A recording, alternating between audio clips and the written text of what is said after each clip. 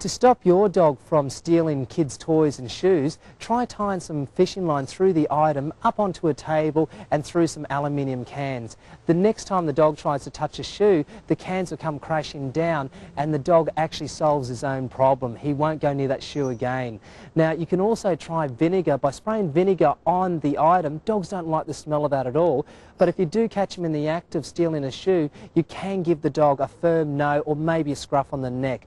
Remember, never ever hit the dog, and you cannot punish a dog 10 minutes after he's done something wrong. A dog cannot reason, he will not understand.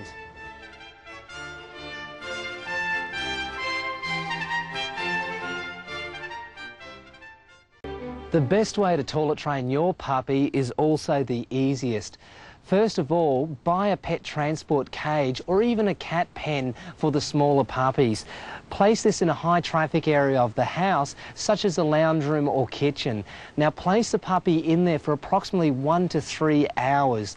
Now the puppy's going to start getting a bit restless, so then take the puppy outside into the yard and wait till he goes to the toilet. Now when he does go to the toilet, repeat a command to him which can be PID or toilet and praise him after he goes. Now you can then play with him in the yard and then take him back in the house, and you usually get around about half an hour to an hour out of him. That's pretty safe without him going to the toilet. Now from there, place him in the cage for another 1 to 3 hours and then take him outside again. Now repeat this process several times a day over a period of about 2 to 3 weeks, and you'll find that the pup will always go outside to go to the toilet. You will, however, have 1 or 2 little accidents, but that's to be expected in the learning period.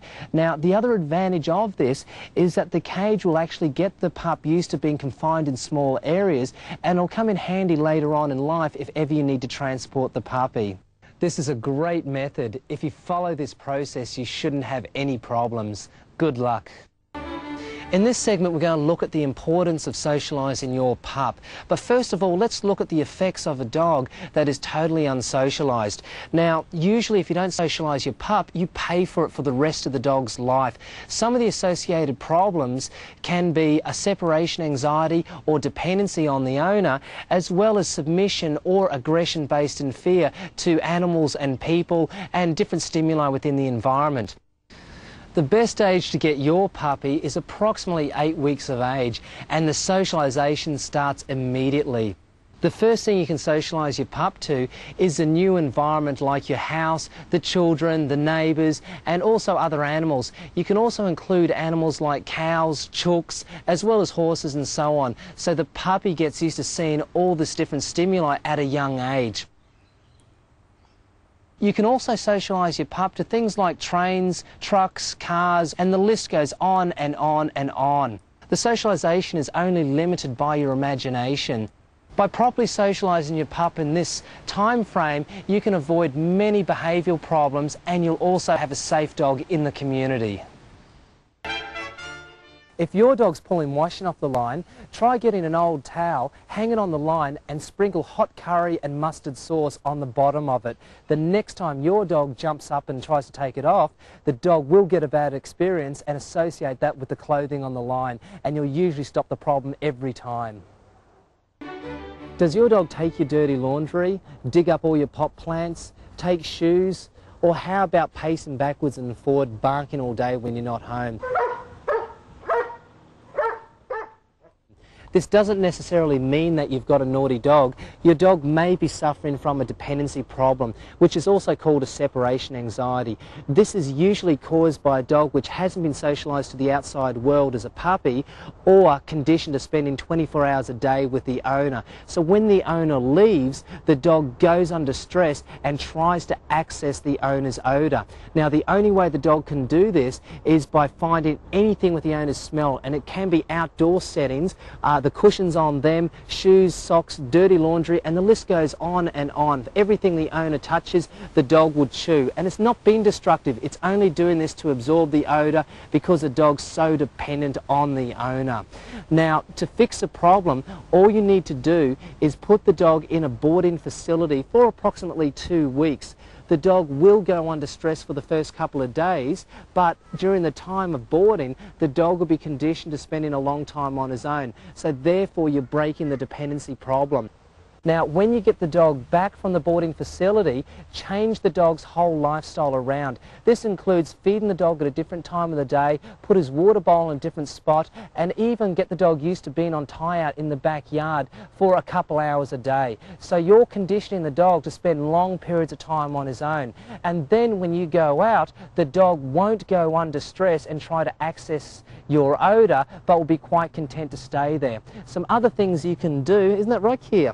Some other things you can do is actually get an odour base outside on the dog's bed. Now you can do this by placing some dirty socks of yours on the bed, so when the dog does go under stress again, then the dog will go back to his bed, smell the owner's odour, and you will relieve the dog's stress level, and you'll then make the dog a happier pet. Now remember these points on dependency. 1. Place your dog in a boarding kennel for 2 weeks. 2. Change your dog's lifestyle. 3. Leave an odour base on your dog's bed, such as your socks or t-shirt. 4. Place your dog on a tie-out rope or chain for 1 to 2 hours a day. 5. Condition your dog to spend more time on his own. If your dog's digging holes, try placing some dog droppings in the hole and covering it up with dirt. But if the problem persists, try using a mouse trap, set it, place it upside down in the hole, and when the dog goes up to the hole the next time, the mouse trap will snap, give the dog a fright, and the dog will usually show avoidance to the holes. Try this and you should have success in a matter of days.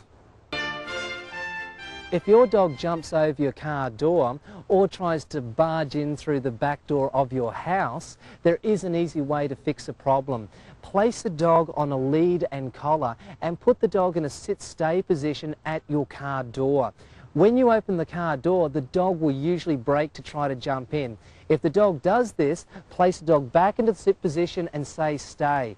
When the dog stays there for approximately 30 seconds to 60 seconds, you can then give the dog a command word like hop or inside, and then the dog jumps in the car. When the dog does this, a lot of praise, and repeat this exercise again and again. At the end of approximately 10 days, you'll have the problem completely fixed.